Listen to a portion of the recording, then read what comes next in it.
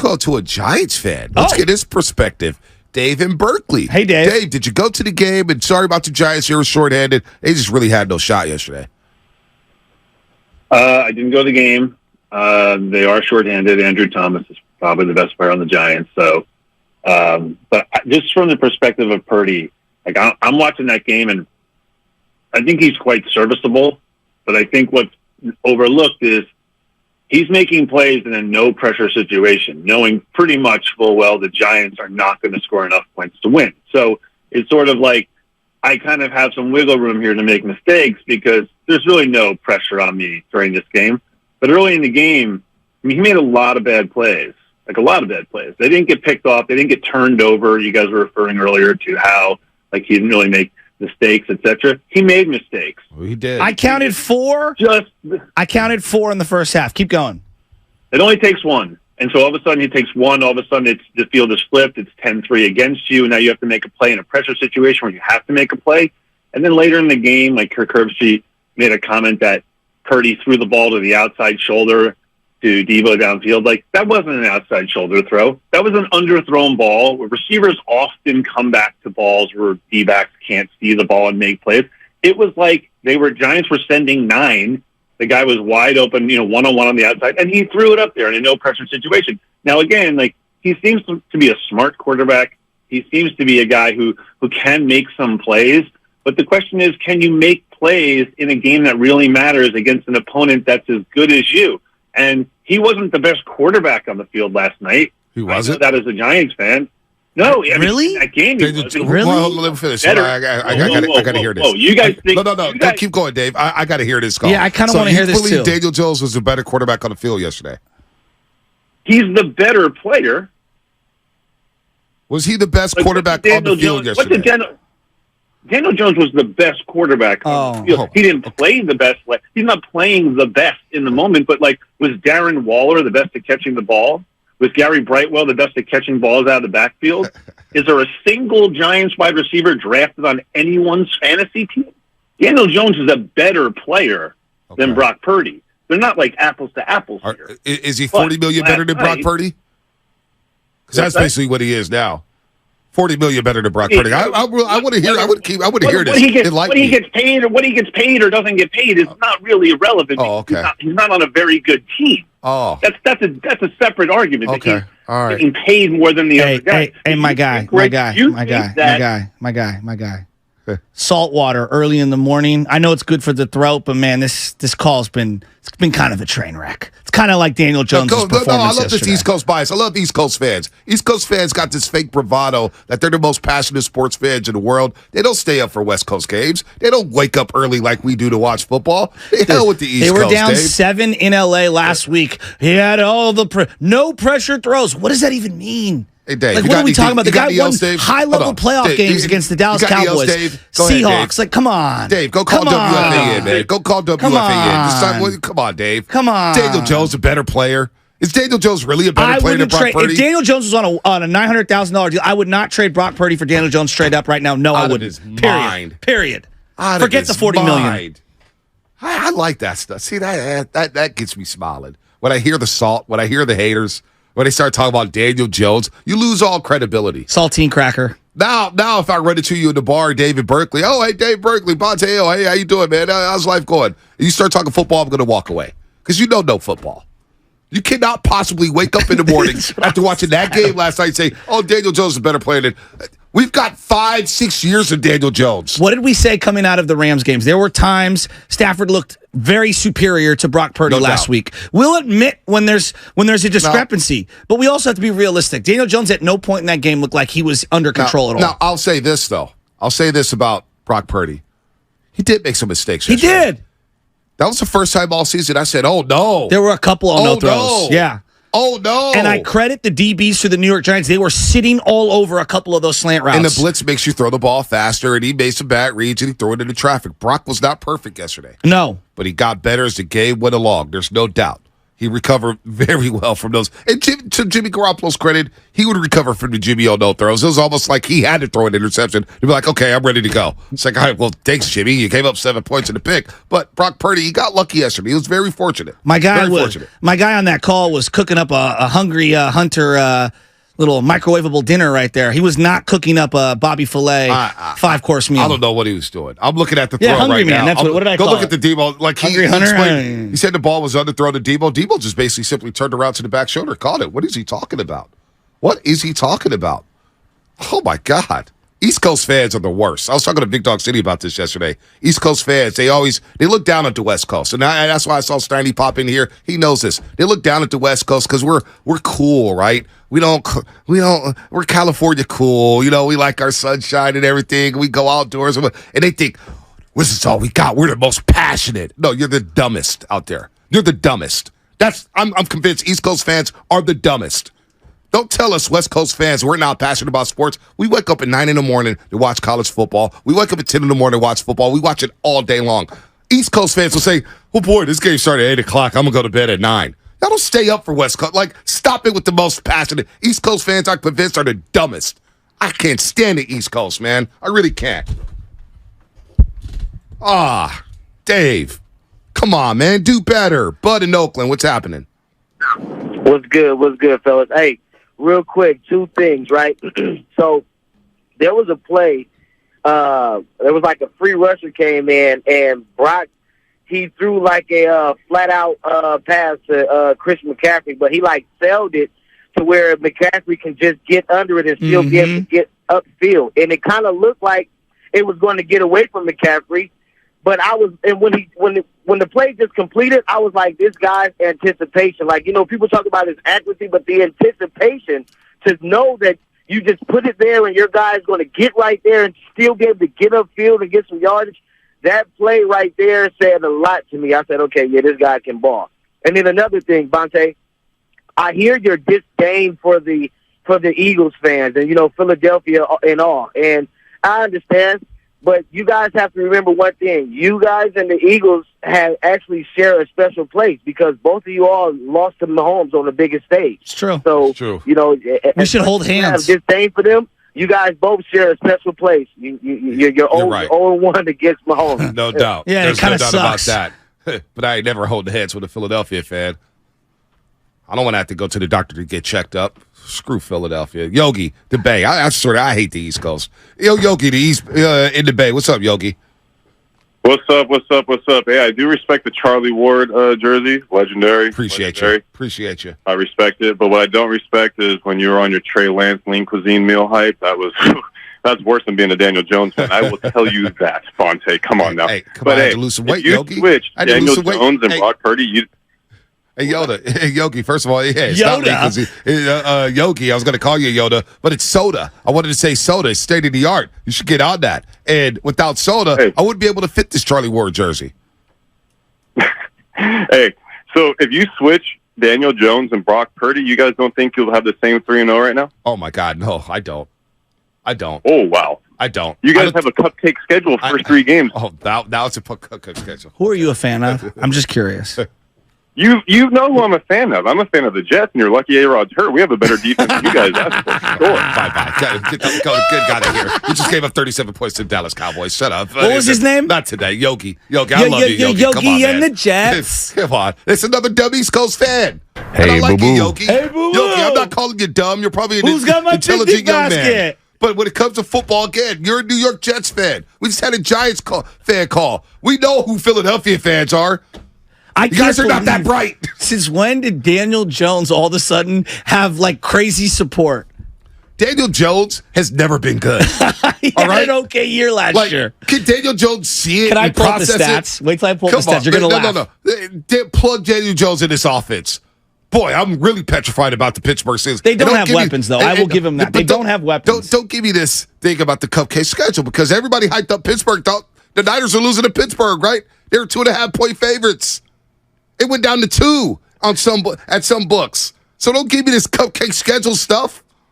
Now all of a sudden they got a cupcake schedule. Okay. Can I give Keep moving the goalposts, folks. He threw for 15 This is touchdowns and comedy 5 this interceptions morning. last year. What is it? He threw for 15 touchdowns and 5 interceptions last year. He threw 15 touchdowns the entire season? Brock Purdy threw for 13 in like 6 games. Alex Smith threw 17. Wow. That's what's it, Alex Smith, who was the honorary captain yesterday. I told you he looked like Alex Smith. 15, how many yards did he throw for? Last year? Yeah. 3,200.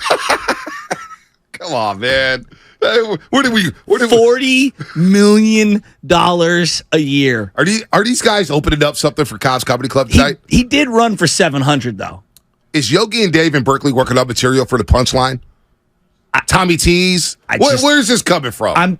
Where's this coming from? Seriously. Like, forget the money for a second. Daniel Jones? I'd rather have Brock Purdy than Daniel Jones. Daniel Jones. And I acknowledge if Brock was playing on that New York Giants team, it would look really ugly. Like, that offense is not good. But I don't think that highly of Daniel Jones. And how are you going to brag about a defense that just gave up 37 to the Dallas Cowboys? Their defense is better than the Niners. You see how the Niners defense played the Cowboys? And the Cowboys, I don't think, have cracked 20. They haven't cracked 20 against the Niners defense in the last 2 games. It's true. Not combined, but each game. They haven't cracked 20. They just dropped 37 on your great defense that's better than the 49ers. 650. Danny Dimes is the mobile C.J. Beathard. Oh, my God. No, he's actually a more spry Alex Smith with a slightly better arm. Oh, my God. The comedy. Oh, Lord. I think Alex might be a little tougher, but we'll see. Back to the game. Who's your game balls going to? I love that all these East Coast fans they call. come I love flying it. in. I kind of love it. But you know what? I'm going to swat them all away like little flies that they are. Every day of the week. And you hear, Philly Zoo, you're one of my best friends. But you hear me? You know I can't stand you jokers out there. Y'all don't know anything. I don't care about the Eagles anymore. I don't care about East Coast fans. Gene in Oakland, what's happening? I just don't care. No, you care. You care. Hey, fellas. What's up, Gene? Hey. Because I care. I know you care. What's up, Gene? Gene, I care about you. How you doing, buddy? I care about you guys, too. Great. Gene, Uncle Gene, real quick. Uncle Gene. Sorry, Uncle Gene. Daniel Jones getting... Did he get $81 million guaranteed, Uncle Gene? This guy had the audacity coming to these airways and say Daniel Jones better than Brock Purdy? Come on, man. Yeah, okay, so about that, listen, I spent 5 years of my life living in Thailand, so I had access to some of the best weed in the world. But that dude must have got into some special Chiang Mai something or other, because I don't know what the hell he was saying. Hey, Brock Purdy has outplayed every quarterback he's played against. That's what I'm saying. If you, of course, right, if you discount the Philadelphia game, which really he didn't play. So, but anyways, I want to tell you what my best case scenario is for the rest of the year. I'm going to call this the 49ers revenge tour. So not only do we win the conference, but in the process, we go to Philly, we beat them soundly. Hargrave gets 3 sacks. We meet him in the playoffs again. Hargrave gets another couple of sacks. And then we go to KC and we get revenge against Mahomes and company, win the whole thing. At that point, I can check off a nice box in my bucket list, and I could die with a smile on my face. I don't want you to die just yet, man. Come on, me and you got to live longer. Come on, right? You feel me? Yeah, I know. I got a long way to go. Hey, only the good die young, Joe. Exactly. So. I know, and I'm not very good, so that means I'm living forever. Yeah, hopefully I get to live to 115. Look, I'm not angry, folks. I'm just we're having fun. I'm turned up. The Niners won. Here's the deal. The Jets season lasted 3 plays. Yeah, My guy is in trauma, PTSD. And the other guy has to convince himself to Oscar and EPA standing ovation. That's not funny. We're not laughing at the injury. But listen. Not only that. But going back to the Giants, my man David Berkeley has to convince himself that Daniel Jones is the better quarterback because that's all he's got. He's got to go to fight the Dallas Cowboys, the Eagles, the Commanders, the NFC West Division with Daniel Jones as his quarterback. Daniel Jones. Your team was down 20-0 to the lowly Arizona Cardinals. Get out of here with this. All I'm doing is representing the West Coast. I'm sick of the East Coast fans. They think their stuff is big, bad. They think they're bullies or whatnot. No. Which is why it's funny. All these East Coast fans end up living out here on the West Coast. It's kind of funny how that works out, right? They know the West Coast is the best coast. Let's go to Jesse, Roder Park. What's happening? You guys are doing great.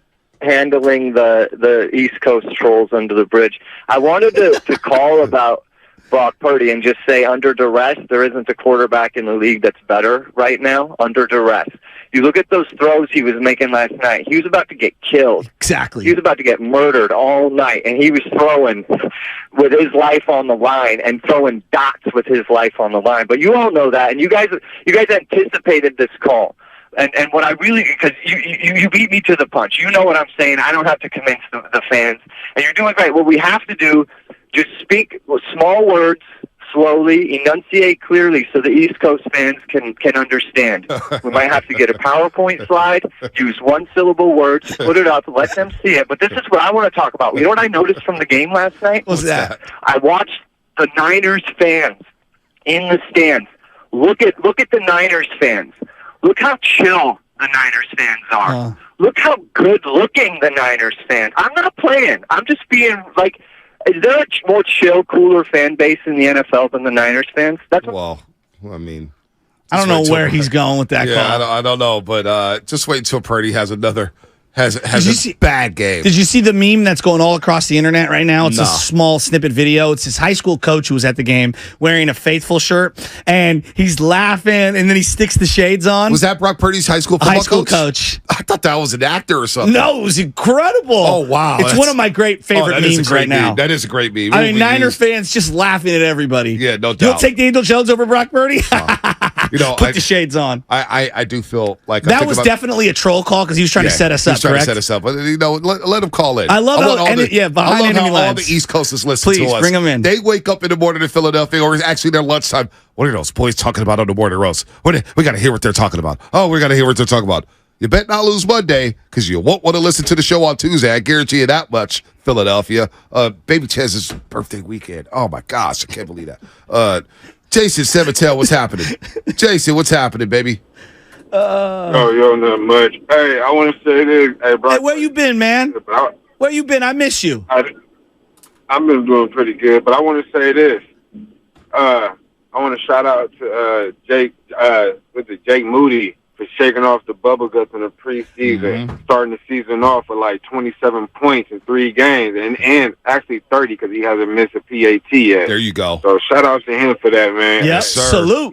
You know we were scared for that. Let's give him his props for that, man. Yep. Without them 9 points, we needed them. We did. That's definitely. all I got. Hey, Jason, great call. I don't think nobody's worried about Robbie Gold's phone number. I think we deleted the number on our phones. Hopefully you saved it on iCloud or Google, where you could go back and look at your contacts. You're like, oh, wait, there's that phone number. But right now it's not. Robbie Gold, don't need it.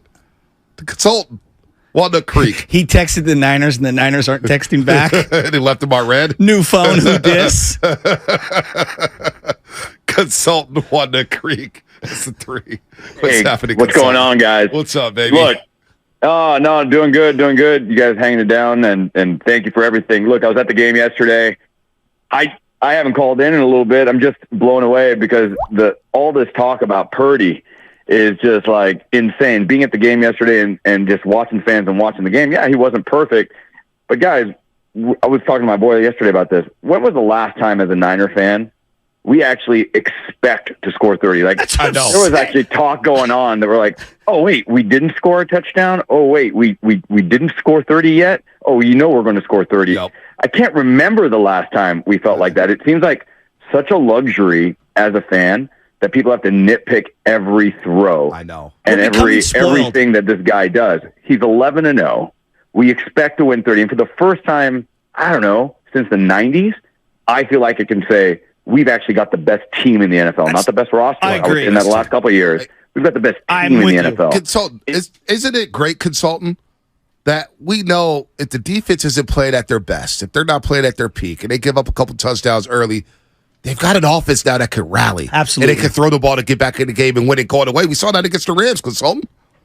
Yep. And one thing, look, he's going to have a bad game, and that week is going to be miserable as a true Niners fan because I'm like, are you kidding me? So he had a bad game, and we lost a game. We're going to lose a game. We might lose 2 games. but we're still the best team in the NFL, and it's going to happen. And just steel yourself and enjoy this, Niner fans. Oh, God. It's freaking amazing what we're going through right now. You know what's crazy is that I do see there's some differences, right? But I see a lot of similarities in the dismissal of Brock Purdy and what we did to Russell Wilson his first couple years in the league. Right. Like, where it's like, oh, well, he's got Marshawn. Yeah, they've got an elite defense. I mean, he just has to do very little and they can win games. And, like, anybody that watched Russ early on was like, he's pretty freaking good. Right. Like, he makes a lot of good plays. Like, okay, he may not be their best player currently, but you can see where this is trending, right? He's a very good player. Yep. You can win a lot of games with him. Like, very, very, very good. And I feel like Brock Purdy, just keep dismissing him. That's fine. Just keep telling me what he doesn't do. I don't care. Just keep trying to say that he's coming up short, because all he's doing is throwing for touchdowns, mitigating huge losses, not turning the ball over, scoring 30 points every single week, and has been basically undefeated. And we know one thing about Shanahan. If his quarterbacks make mistakes, well, you take the ball out of their heads and they'll just head it off to Christian McCaffrey. Or just swing it out to Deebo Samuel.